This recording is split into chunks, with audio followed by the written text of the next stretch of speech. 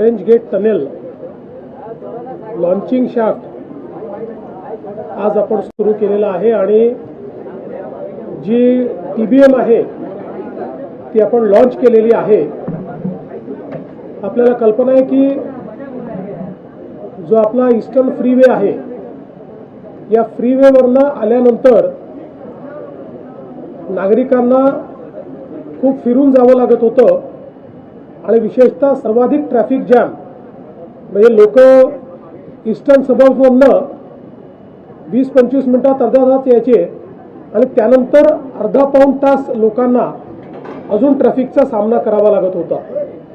त्यासोबत आपण जो नवी मुंबईचा एअरपोर्ट तयार केला आहे त्याच्याकडे जाण्याकरता दक्षिण मुंबईतले लोक किंवा वेस्टर्न सबर्ब्सचे लोक यांच्याकरताही एक प्रकारे खूप लांबचा पल्ला त्याच्यामध्ये त्यांना गाठावा लागत होता आणि म्हणूनच हा जो काही ऑरेंज गेट टनेल आहे याची संकल्पना करण्यात आली आहे।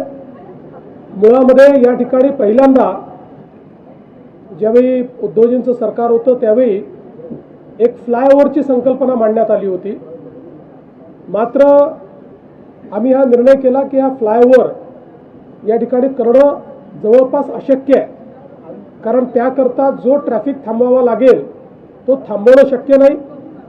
दुसरं त्या फ्लायओव्हर करता जागा पण नाही, म्हणजे मोहम्मद अली रोडचा जो फ्लायओव्हर झाला त्याहीपेक्षा कंजेस्टेड अशा जागेत तो करावा लागला असता आणि म्हणून ही ऑरेंज गेट टनेलची संकल्पना त्या ठिकाणी आपण मांडली आणि अतिशय महत्त्वाचा असा हा अर्बन टनेल असणार आहे की ज्याच्यामध्ये आपण ईस्टर्न फ्रीवेला कोस्टल रोडशी जोडतो आहोत आणि हा जो टनेल आहे आपण विचार केला तर जवळपास 700 प्रॉपर्टीजच्या खालून चाललेला आहे। त्यातल्या अनेक 100 वर्ष जुन्या हेरिटेज प्रॉपर्टीज देखील आहेत।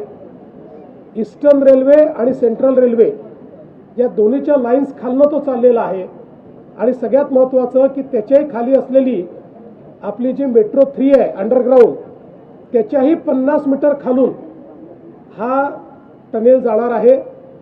त्याच्यामुळे एक प्रकारे एक ज्याला इंजिनिअरिंग मार्वल म्हणतो अशा पद्धतीचं एक इंजिनिअरिंग मार्वल आपण तयार करतो आहोत आणि त्यासोबत याची जी सगळी लांबी आहे 2 ट्विन बोगदे आहेत। हे ट्विन बोगदे मिळून ती सगळी मिळून 9 किलोमीटर येईल, पण तसे 3-3.5 किलोमीटरचा एक बोगदा हा असेल आणि त्यातनं त्यांना सुरक्षिततेच्या दृष्टीने म्हणजे 2 लेन + 1 इमर्जन्सी लेन अशा प्रकारची त्याची रचना असेल।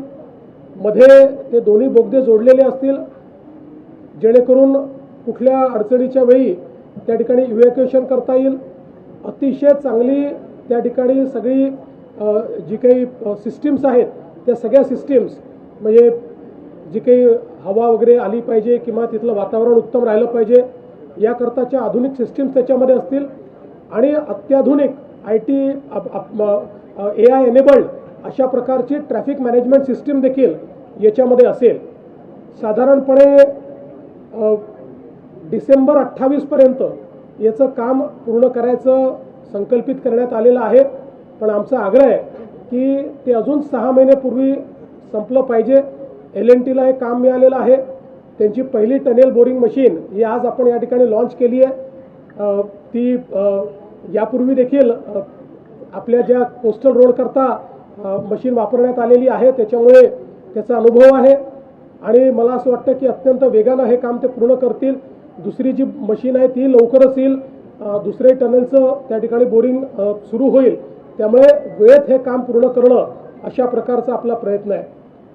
खरं म्हणजे मुंबईच्या ट्रॅफिक करता हा एक अत्यंत महत्त्वाचा एक टप्पा असणार आहे, कारण अगदी जे काही आपले वेस्टर्न सबर्ब्स आहेत तिथल्याही लोकांना न्यू मुंबई एअरपोर्टला जायला आता 2 मार्ग झालेले आहेत। एक ते लोक आपल्या वरळी टू शिवडी जो आपण एक ब्रिज करतो ओव्हरब्रिज ज्याचं काम पुढच्या वर्षी पूर्ण होईल त्याचाही उपयोग करतील आणि पुढच्या काळामध्ये कोस्टल रोडनी येऊन या ऑरेंज गेट टनेलचाही ते उपयोग करू शकतील, जेणेकरून लवकरात लवकर अगदी कमीत कमी वेळात ते एअरपोर्टपर्यंत पोहोचू शकतील। आणि म्हणून मला असं वाटतं एक महत्त्वाचा टप्पा आज मुंबईच्या ट्रॅफिकच्या दृष्टीने आपण पूर्ण केलेला आहे। हजारो लोकांचे हजारो तास हे या ठिकाणी आपण वाचवणार आहोत आणि MMRDAने याच्यामध्ये जो पुढाकार घेतला त्याबद्दल मी MMRDAचं देखील मनापासून अभिनंदन करतो।